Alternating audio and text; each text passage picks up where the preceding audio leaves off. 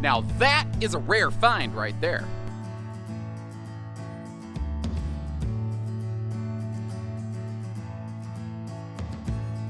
Hello and welcome everybody, Josh from Bish's RV here at my Coldwater, Michigan hometown store, although we do have these Winnebagos at multiple different locations. Always check the link in the video description to see where we might have one of these, and of course check the price tag. But this 225 Micro Mini right here is a very rare find. About the only thing even remotely similar to it I can think of is the 213 Apex Nano. What we're looking at here is a narrow body tandem axle trailer with a good suspension and a slide and a private bed that is potentially towable by a mid-size tow package pickup, like a Ranger or something like that.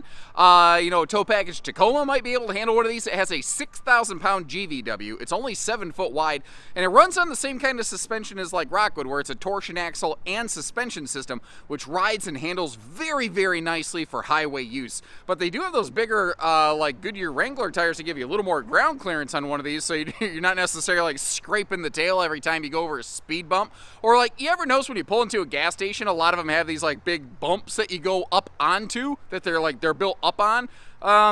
Those are problems for a lot of trailers, but not something like this. Now, the new 24 updates, they still have their 200-watt solar package, but they are now inverter prep. So multiple outlets in the RV, you'll actually see an orange sticker on it that says inverter prepped. You could outfit this with an inverter to have a little bit more off-grid friendly function. Although if you're going to do that, you may want to bulk up on that 200 watts of solar, or maybe look at one of the Flex Edition kind of models that has their bigger solar package. These are enclosed in the underbelly. They're forced air heated, radiant barrier, tank heaters, all the 9 yards basically.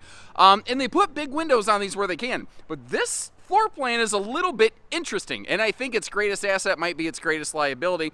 If I had to guess, the number one thing people are gonna be like, oh, this was great, until the bedroom. It is a well, we'll just say it's cozy and well suited for newlyweds. And this RV is definitely a case of its greatest asset is its greatest liability. Its greatest asset is that it's small and really made to be highly towable. That means it gets a little tighter inside. But not everybody's looking for like, a Montana luxury fifth wheel sized monster machine. There's a lot of people, I think, that are okay with something that's a little bit smaller for just some camping. Like, they want something that's going to handle nicely down the road and hold together, not necessarily always, with all the widgets and whiz bangs. This one actually still brings a lot of widgets and whiz bangs into a small size, which is interesting. Like a 15,000 BTU air conditioner up here, and it is centralized to keep you cool through the whole RV, because otherwise that private bedroom and bathroom would not be very comfortable in the, especially the summer seasons.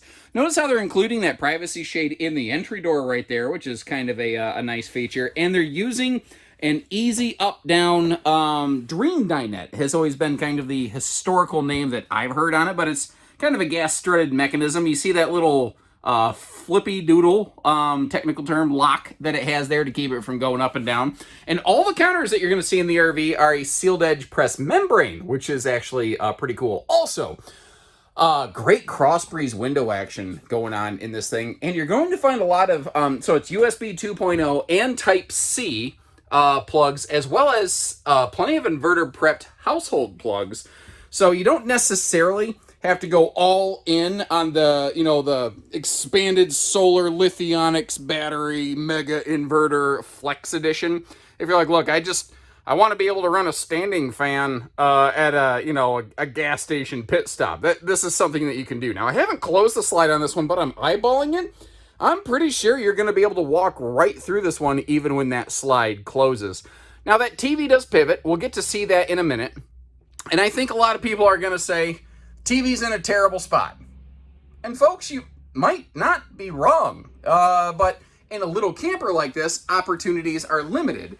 And I think entertainment is not necessarily the first focal point of a small camper like this. So I gave you the view just a second ago when we were talking about the TV from the dinette. This is the view from the sofa right here, just to kind of give you a look. What do you think about that It's not seafoam green. I don't know what you call it. The kitchen cabinet coloration that you have in this one. What do you think about that? And while we're talking about that, you got yourself a big 10 cubic foot, almost 11 cubic foot, 12 volt DC compressor fridge. Now that's not storage down there. I don't know if it's water pump. There's something down there. There's something systems related, which is why that's not storage. But one of the things that I kind of like about this one is a lot of times in little campers, especially the Micro Mini family, heck, look at the 2108 series of Micro Minis. You usually have either a sofa or a dinette. This one's giving us a sofa and a dinette in something that is towable by vehicles that don't necessarily have the biggest tow capacity. Or even if you do have a big tow capacity, not everybody wants to haul a gigantic rig, you know? Sometimes it's nice to have far more towing capacity than you need, you know? It just makes some people feel good and it tows easier. This, by the way, is a powered vent. You'll find the same thing in the bathroom with a little 4-inch fan. Upgrading to a bigger fan is not impossible. It's actually quite easy as a result of that being there. It just depends on which fan you want and kind of how much you're sort of willing to spend on it. But here's the thing, like if you look at this, if you're familiar with how RV build works, this wooden box that's under the slide out, you might know that's part of the wheel well. So it's actually an extension of the wheel well. The wheels are located dead under the middle of that sofa. So they can't have a true theater seat here. But take a look at this. Winnebago's slide open, easy glide open sofa that they have in this thing is, I think, one of my favorite hide beds I've ever seen. And now that I've seen it, any of these little campers to me that can't be outfitted with a full sofa, I want this thing. It slides open and closed so easily. But unlike a lot of like trifolds or something like that, you just don't feel the seams underneath you. Now, don't get me wrong. If I was going to spend a weekend on it, I'd still want a foam topper on the sucker. I'm not saying it's the most comfy experience ever in the face of ever. But you know what? For a guest, it's not bad. Plus, you got the dinette in the back. So this is a camper, like, you could have a couple people up front. Maybe you're going to do some buddy or sister camping or something like that. You've got a bigger thing back here. Plus, you got the dinette in the back for big dogs, little kids, anything like that. For a little camper that's not a bunkhouse, it actually has some really effective seating solutions. And you may have noticed, for a little camper, they have some really good storage capacity in this little trailer. And in case you missed it, right under that pivoting TV, they do have a wireless charge pad down there, which is something that I love. I'm a person, I like to stream music off my phone. I could Bluetooth to the rig. I like to keep my phone powered up, and that's just 12 volt powered, which is actually kind of nice. I will say though, if you're on very limited power capacity, my recommendation would still be to use a wired charge connection for your phone, just because it works so much more efficiently and faster. But if you're just hanging around the house, it's nice to be able to set your phone over there and keep the thing topped off, you know.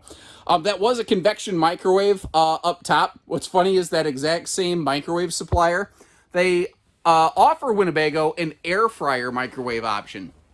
It's literally the exact same microwave, but for $10 extra, you could have a sticker on it that says air fryer instead of convection. Pretty swanky, huh?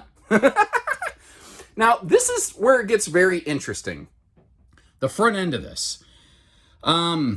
It gets fairly compact. And certainly, if somebody's in the kitchen, yeah, you got to work around one another to get through this thing. But it's a little camper with a private bedroom, which is hard to find. So, I mean, it's an interesting thing that they're accomplishing. And again, creating solutions for one problem kind of just creates another problem altogether at times. So looking over here in the bathroom, as long as I'm facing this direction, I like that stainless sink and that sealed edge counter. And they put a medicine cabinet up and to the left that we haven't seen yet. So it's just a mirror on the wall, which makes this little bathroom not feel quite so small, which is kind of great. The thing is, though, these are only like 6'4" inside. So you might notice how my head went really far into that skylight. That's because this is 2 inches. Oops, what am I kicking? The furnace? It's 2 inches shorter ceiling clearance as compared to most things. Similarly, hallway bathroom like this in a 7-foot wide camper, it is awful tight in there, as you can kind of see from my face. But shower bar, towel bar, and there's towel hooks the back of the bathroom door. And again, you do have a medicine cabinet, little corner cabinet over here.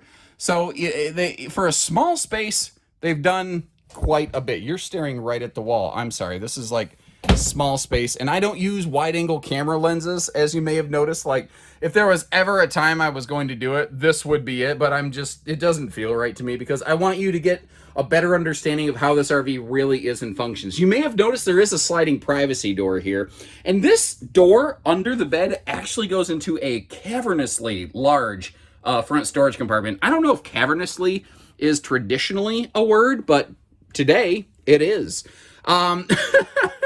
Now, if I'm eyeballing this, I don't have a tape measure on me. I do apologize. I'll try to write something on screen, but I think this is not a full true queen bed. I think it's 80 inches wide, because it's a 7-foot wide camper. It's 80 inches long, rather.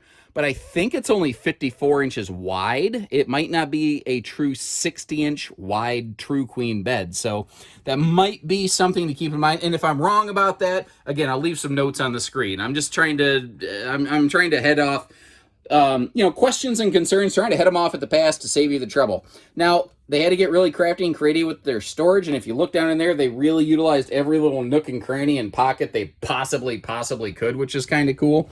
And you do have some hanging storage in there, but notice how all of their overhead cabinetry has some sort of like system on it, whether it's a strut or hinge or whatever, to hold it open, so you don't got to juggle the stuff open with your head. It's just those little details I like. Like, they do that above the bed. They also do that back there over the dining. Now, what I'm wondering is, can we close the slide and still walk through the camper? I think we can. And yes, indeedly doodly, we certainly can. That is good news right there. You never have to touch the slide. This is a narrow body camper, which frankly, you could probably still park the RV in a way that you could open the slide and stay within a parking space. But from the entry door to the bedroom, bathroom, kitchen, plus your dining is sitting back here, this thing, in my book, gets some A+ road mode access action. And while that bedroom's not going to be exciting for some folks, it is also one of the things that helps keep this RV very towable, because it keeps the RV shorter and lighter while still giving you some privacy. It's only about, 4,800 pounds empty or something like that, but a maximum 6,000 pound GVW. So again, potential for towing here with a tow package mid-size pickup. Now, it's going to be everything that your mid-size pickup ever wanted to haul, but I think that it is potentially within the safe realm of that, given appropriate circumstance. Like, if you're not going to go up and down mountains or something like that, it's probably going to be okay. Now, cool thing they do here is not just a power tongue jack, but 4-corner kind of independent power stabilizers. That's just one of those Winnebago things that that's just the hill that they die on. Also, the underbelly down here, it is enclosed, it is forced air heated, and they do have tank heaters on these, plus radiant barrier work to help keep that more comfortable. Now, normally I wouldn't like the location of that battery disconnect due to shifting cargo, but because they do have a water line that runs through there, that's what that little wooden box is, it'll kind of keep cargo from smashing into that thing. And one of the benefits that goes unsung on this gigantic east-west side-to-side bed is the fact that you have a monster pass-through in here. And personally, I think side-to-side storage like that is more valuable than really tall storage. Like, a lot of these fifth wheels have these awesome-looking drop-frame storage compartments. It's huge, right? Well, yeah, but I don't know that it's always functional. You tend to stack cargo side by side. You tend not to stack things on top of one another so they don't topple. So, especially if you've got like a portable picnic table, a big wide baggage door like that is super, super handy. And this little camper actually has some really nice campsite patio coverage. And also consider the fact, they're not using those fold-out stable steps on these, which some people really like, and some people are like, why wouldn't they use those? Well, if you do want to get off pavement with something like this, those stable steps are not always the most friendly. So they also eat up more of your patio space. So there's a push-pull. There's a benefit and a drawback there. Goodyear Endurance radials on these. No. Goodyear Wranglers, not Endurance. Apologies on here. And again, you might notice it's not a leaf spring system. This is a torsion, axle, and suspension system. And I won't get into the specifics. But basically, It works the opposite of a leaf spring. A leaf spring tries to kind of jump off the road if you go around a sharp corner. A torsion system will fight against that. So if you go around those really sharp kind of curly Q, you know, like Arby's curly fry kind of road exits, that's the technical term, obviously. Well, this system will basically keep the RV trying to stay flat instead of leaning and pulling you off the road, which is nice. Now, on the back, that is an import spare. It's not a matching Goodyear spare, but it's the same size, obviously, so it's going to ride properly. You do have that receiver hitch on the back. We have ourselves that the ladder to get up to that fully walkable roof. And as we saw in our little floor plan in a flash, you do have a 200-watt solar panel up there, and with a 30-amp controller, if you want to expand on that, you should be able to. So thanks again for tuning in. As always, I'd love to hear what you think about it. And just like this one, I continue to try to headhunt for models I've never seen before. And it's funny, as long as I've been doing this, there sure are plenty of models I still have never seen before. So I'm going to continue to try to bring in newer and fresh content as much as I can whenever I have the opportunity. So if you like seeing that, or if you just like the clarity and the candor, hit that subscribe button. And also, in the meantime, I will, of course, leave you some links in the video description. You can see if we have one of these in stock, and if we do, it'll have a price tag right on it. And if we happen to be sold out, if the website's like, yeah, I can't find anything that looks like that, well, call our team. I don't think the website's going to say it exactly like that. But,